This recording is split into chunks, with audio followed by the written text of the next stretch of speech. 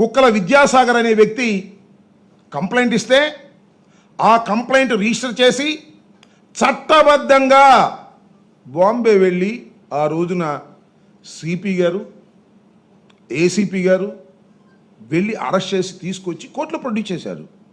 Court remand ఇచ్చింది. Remand తర్వాత bail తీసుకు వెళ్ళారు. అంత చట్ట ప్రకారం జరిగినటువంటి అంశం.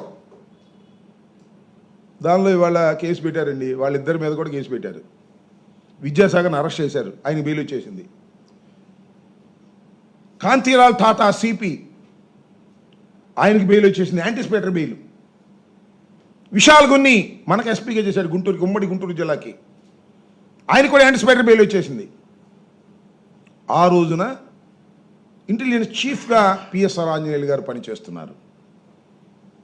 ఆయన కోర్టుకి వెళ్ళా, బెయిల్ తెచ్చుకోవాలా. బహుశా అరెస్ట్ చేయాలనుకున్నారో లేదా చట్ట ప్రకారంగా చేయాలనుకున్నాడో యాంటిసిపేటరీ బెయిల్కి వెళ్ళా. ఇవాళ తీసుకొచ్చి అరెస్ట్ చేశారు. ఇప్పుడు దాకా అరెస్ట్ చేయలే. హైదరాబాద్లో వెళ్ళి అరెస్ట్ చేసి తీసుకొచ్చి మరి బహుశా కోర్టులో ప్రొడ్యూస్ చేస్తారు. ఆయన నాకు బాగా గుర్తు, గుంటూరులో ఎస్పీగా పనిచేసినప్పుడు గుంటూరులో రౌడీలు గడగడలు అడిపారు. దొంగతనాలు చేసేవాళ్ళు లేరు.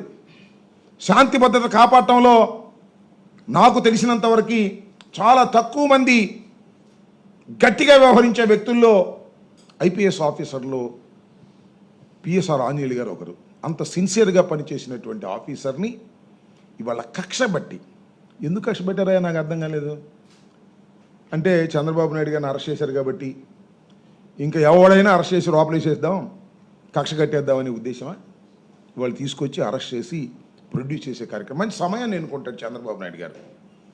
ఎందుకంటే ఏదైనా మంచి ఇష్యూ రైజ్ అవుతుంది అనుకోండి తనకు వ్యతిరేకంగా, అప్పుడు డైవర్ట్ చేయడం కోసం అరెస్ట్ చేస్తారు.